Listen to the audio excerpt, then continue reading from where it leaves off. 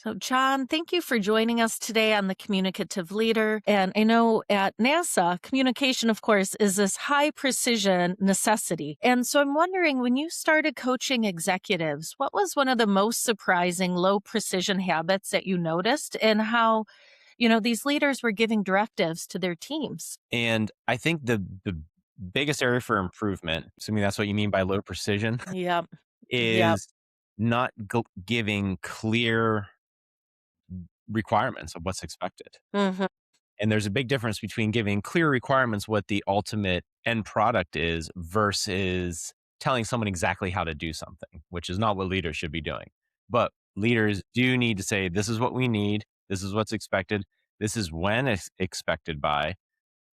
And if something changes on the way, you need to let us know ASAP. Yeah, yeah, right. So I really love that. We're giving a few guardrails, but generally saying you're the expert, run with this within, within Right. these parameters. Yeah. And that makes me think, I was just talking to a former student who's working, and he's like, my boss is not a micromanager, they're a nano manager.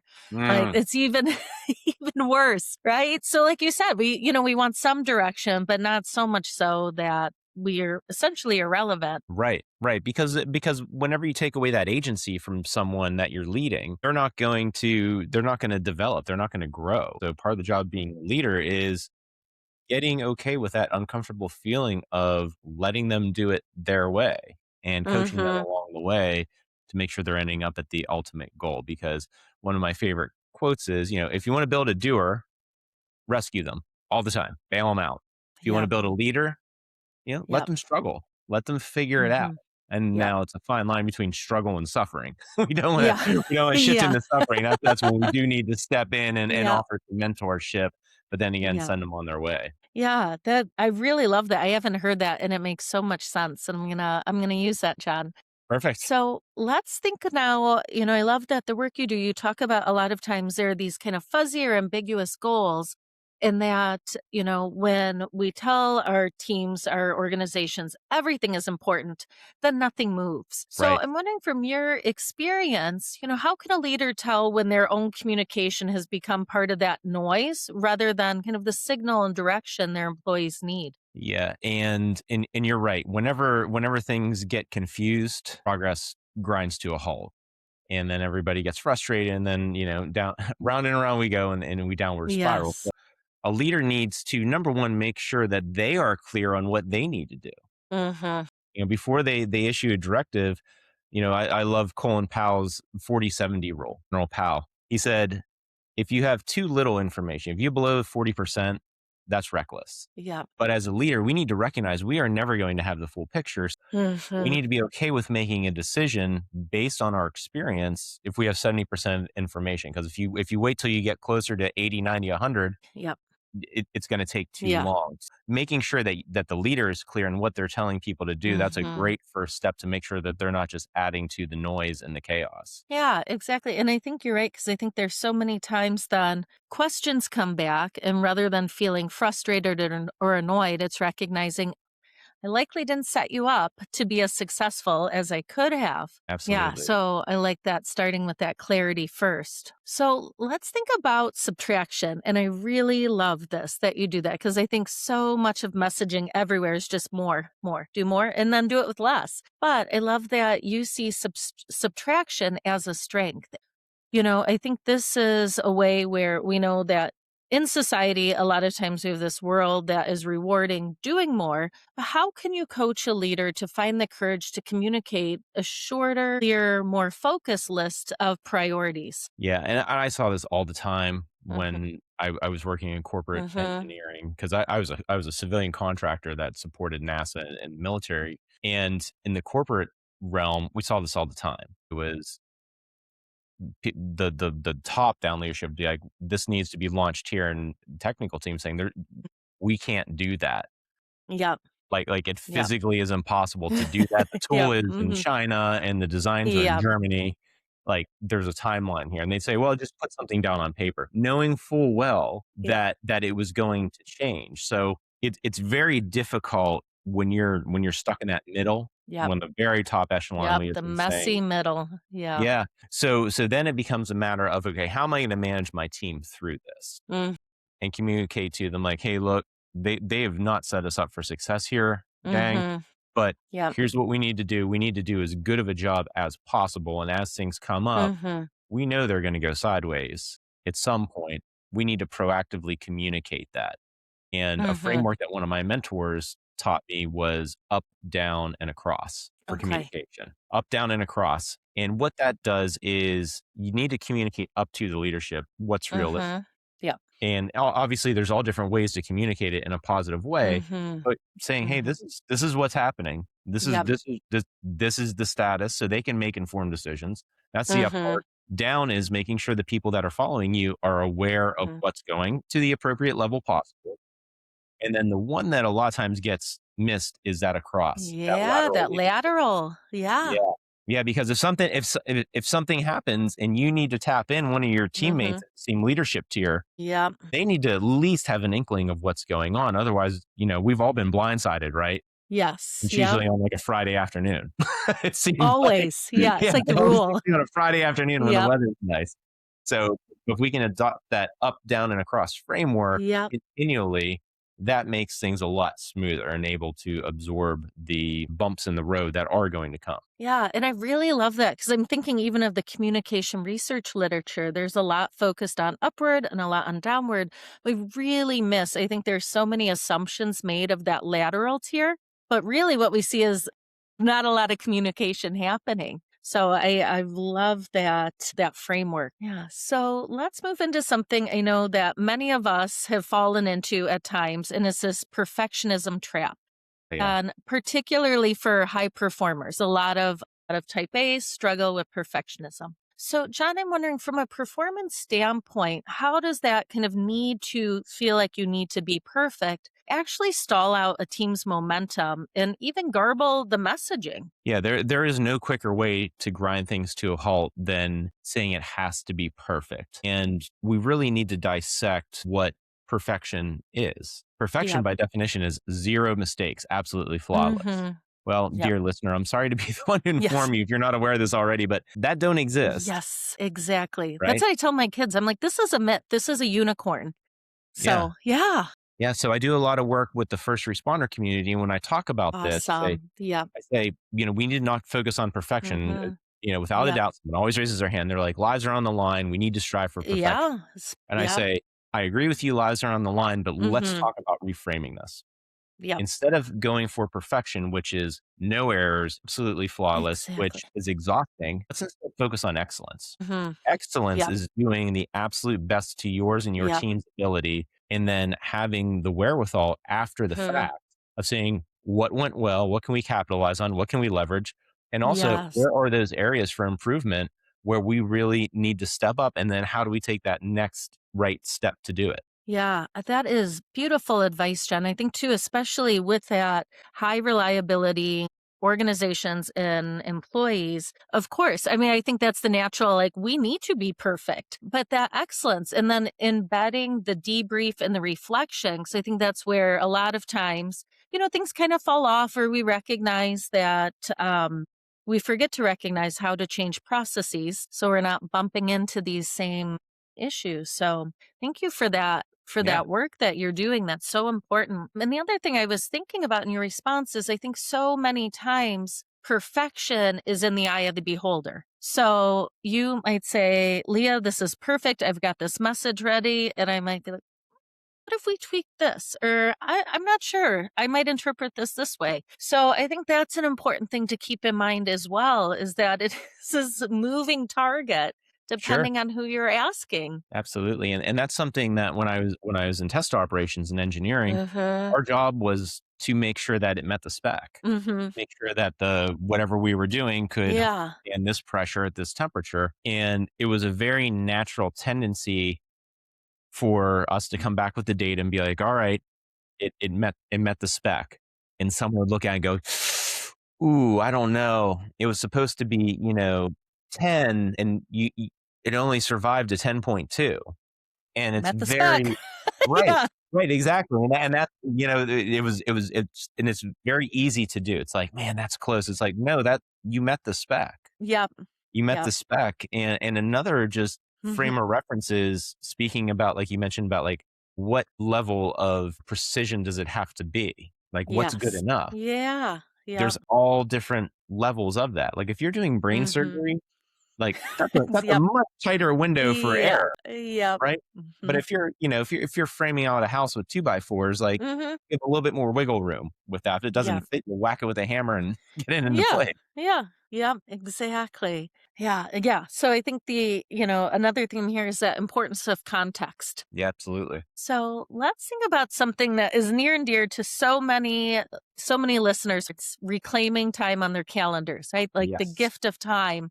Yes. So, John, I know in a lot of the leadership coaching you do, you help leaders gain 5 to 10 hours a week. And I'm wondering how much of that kind of stolen time is usually lost to redundant or unclear communication. And then the second part is how can we start protecting our focus in better ways, more effective ways? One word, intentionality. Hmm. How intentional are we being with our time? Because if we're not intentional with our time, like the whole industry of social media and all the notifications on your computers, your Yeah. phones, your refrigerator, for goodness sakes, these days to let you Yeah. know it's Yeah. working just Yep. fine. Those are all distractions. And if we're not intentional with what we're going to do with our time, it's going to evaporate. Right. Hmm. So the way I help leaders, quote, get back time, which is, a Yeah. bit of a misnomer because we don't get more time. That's the irony is I'm like, "How are you where's your time going?" And they're like, "I Hmm. don't know. I get to the end of the day and it's done." I'm like, "Okay, well, let's get a handle on that. Hmm.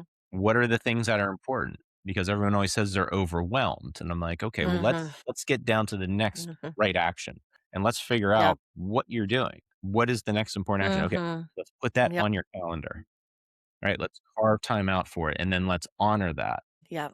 And it goes back to setting yourself up for success. For instance, like if someone said, "Here's what I want to get in better shape," right? It's like, don't set aside an hour every day to do burpees and run if you don't do burpees and run. Like, set Yep. aside like 10 minutes, go for a Hmm. walk around the Yep. block, set yourself up for success, build that momentum because the more you do that, the more you keep promises to Yeah. yourself, Yep. your confidence actually increases. Mhm. Yep.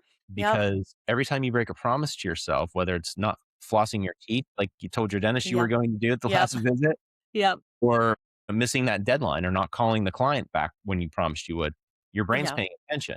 And eventually it's going to get enough information saying, we don't do what we say we're going to do. Yep. So intentionally building back your time and setting yourself up for success is the way to get that time back and then keep it sustainable. Yeah.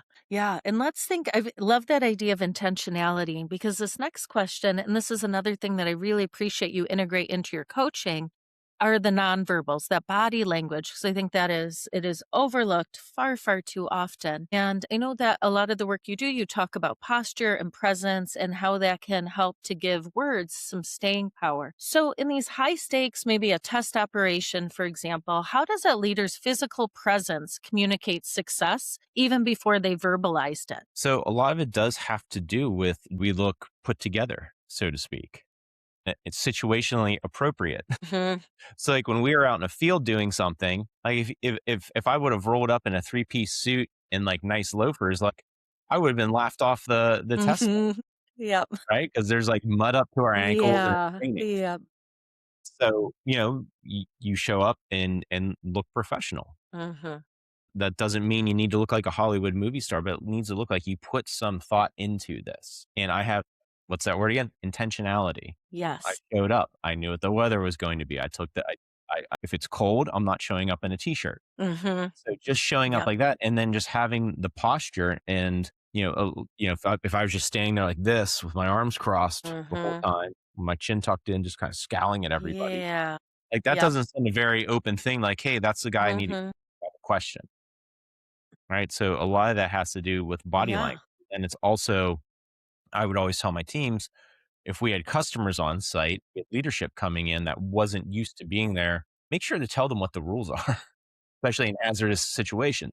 So we would always try, like, I'd always be very cognizant if we were around talking, Mhm. I would try not to have, like, a closed conversation if there was, like, 3 of us.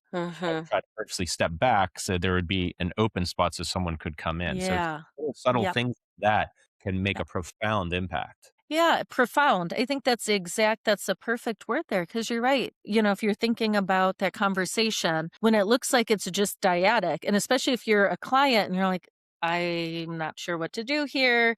We don't want to inadvertently make them feel uncomfortable or unwelcome, right? Because they talk with their dollars and their business. Yeah, and I think too, one that comes up a lot today is the phone, right? Having the phone, just we could add another person, another entity to the conversation, but I think so many people overlook what that is communicating to others. Absolutely. My wife's a high school Hmm. educator. Mm-hmm. She's been doing that, God bless her, for over 20 Yeah. years. Yep. So she has seen the pre-cell phone era till now, Yeah. Yep. and they're getting a handle on it in the Mm-hmm. district she works in, but for so long, Mm-hmm. like, kids would come in and they'd have, like, headphones like you're wearing on. Yeah. Yeah. Be like, "Can you please take your Exactly. headphones off? I can Yeah. hear you." Yeah. "No, no, no, no. Yep. That's Yep. rude. I can Mhm. hear you, though. Yep. Please take," and it's absolutely distractions. Yeah. Yeah, it's this interesting thing too, because I find with many of my undergrads, before they have started working, before an internship, they think that having the phone out somewhere makes them look important. I was like, well, let me tell you my perception, right? And all of our perceptions are different, but let me share with you. So that's been a really interesting thing that I found is that they think it communicates importance and value, where from my perspective, it's actually subtracting that from them, their credibility, their personable, and like how likely they are to have others engage with them. Yeah, a lot of the business owners I work with, Hmm. Hmm. when we're doing an initial onboarding with them, I always say, like, "Look, how you answer this next question is pretty much going to guarantee how busy you're going to be. Like, when you Yep. have time between clients, you have a no-show, whatever it Hmm. is, how are you spending your time? Are Hmm. you finding the next thing online to get enraged about? Are you looking up cat memes? Yep. Or are you Yep. doing stuff to move the needle forward on your business during your work Hmm. hours?" And that's a Exactly. huge, it goes back to time. It's like, when you have those time blocks, have a list Hmm. of things that you can just automatically jump into. It's like, I got 10 minutes. You know what? I'm gonna knock Yep. these calls out. I've been meaning to reply to Darren. Yep. I'll do that now. Yeah, exactly. Yeah, I love that. The intention.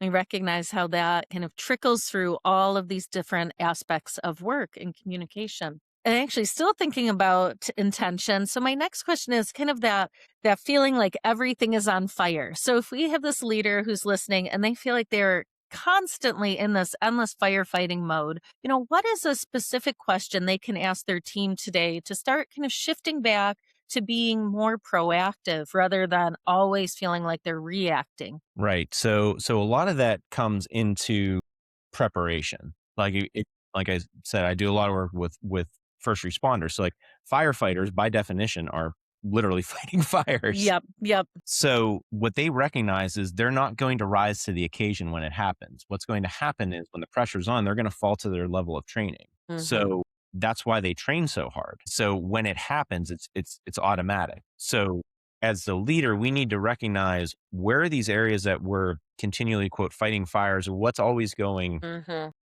sideways on us, and how can we do some preemptive work when we do have a moment to catch our breath. So that's Yep. great when you have the time. Mhm. Yep. I'd love to give that leader out there that feels like everything's always on fire a very simple framework to remember. And that framework is HIT, HIT. Okay. So the first thing they need to do when they're like, oh my gosh, everything is on fire Yep. and everything is not fine, they need to remember HIT. The H stands for halt. Okay. I know it seems Yep. weird, but when you feel like you got a lot to do, but Yep. sometimes you have to halt. You need to just stop. Yeah. Yep. Literally take a breath, Mhm. calm your Mhm. nervous system down, Mhm. some deep breathing, and then be like, all right, what is important? That's the I and hit. What is immediately important? Mhm. Because when everything feels important, like you said at the beginning of our conversation, nothing's going to get done. So, and they might not know. They might need to ask some questions. They might need to Mhm. pull in the stakeholders either above, or their subordinates Mhm. that are in the weeds, or other leaders of the same tier, and be like, Mhm. what is important right now? I have about 50 competing things. I think this is the linchpin. Do we all Yeah. agree on that? Yep. Or maybe the leader is in the position where they can make that decision, be like, this is the linchpin, this is the next right action, and this is gonna Mhm. click, click, click, click, move these other things. Yep. So you got to halt. You got to see what's immediately important. And then the T is take decisive action, Mm. Mhm. because all this stuff does nothing good unless you take action. And if Yeah. you're scared and wondering, like, I don't know if this is the right decision, then that's okay. Yep. Yep. Yeah, that's so important. Yeah. So I imagine you hear from a lot of folks you work with. And when I used to work in corporate, I would laugh because I'm like, we have 73 priorities this week. Cool. Right. Like, it's just it's like, goes against the word priority. But I love that. I love those frameworks because you're right. When you're feeling like that, if you train yourself to touch base with HIT, then you will continually strengthen that muscle and much better at navigating those moments. Absolutely. Absolutely. And like anything, it's a muscle that gets exercised. Yeah, exactly. And so actually thinking about navigating, that you do work with the Navigators Masterclass. And for our listeners who feel like they've lost their true north because they're so overwhelmed, how can they use their voice to reorient to their team quickly? Yeah, I love that you brought up the navigators, and that is the free masterclass that's available for everybody. JohnMollura.com/free stuff. And it's about 30 minutes. And what it does is it helps you ask the questions to get out of those mindsets of maybe you're drifting, where you're on autopilot, but you know what's going on around, you're curious about what's going on, but you're on Yeah. autopilot. Teaches a question to stop drifting, or maybe if you're being judgmental and on autopilot, Mhm. that's what I call the Yeah. blamer. Yeah. That's the person who life is happening to me, woe is me. I Mhm. can't control anything. Mm. And then there's also a question to help people get out of the third navigator, Mhm. which is the critic. That's that Mhm. judgmental and aware part of us. And the goal is to get us to Yeah. being curious and aware, Mhm. which I call the seeker. So there's 3 Okay. questions in the master class. There's a quick PDF download so Mhm. they can reference it. The 3 questions asked to get them out of the blamer mentality, drifter mentality, Yep. and also the critic mentality to get into that seeker, curious, and aware mindset. Mhm.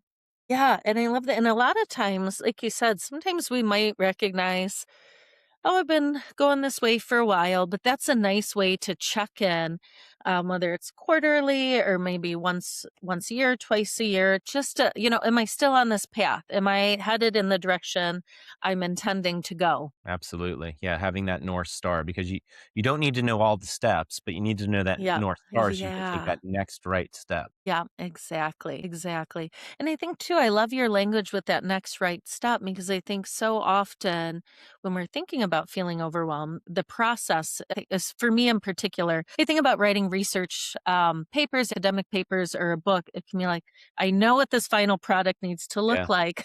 There are a million little steps sure. between now and then, but it's that next right step, over and over and over that finally gets you to that finished product. Absolutely. Absolutely. And we need to make peace with the fact, going back to that perfectionistic Mhm, mindset, mhm, that the rough draft is never intended to be the final copy. So give yourself grace and go again and iterate mhm.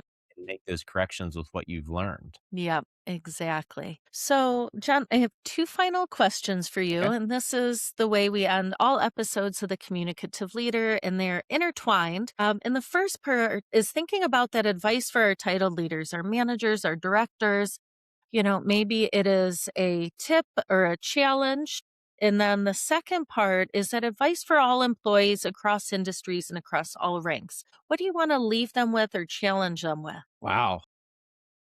Yeah, yeah. It's No so pressure. no pressure, no pressure. What I really encourage everyone to lean into, whether they're, high ranking leaders or, everybody, turning the gears out there, Mhm, is really work on shifting into a posture of curiosity. Whether it's if something's unclear at work, being the one that raises your hand and be like, hey, can you please clarify that?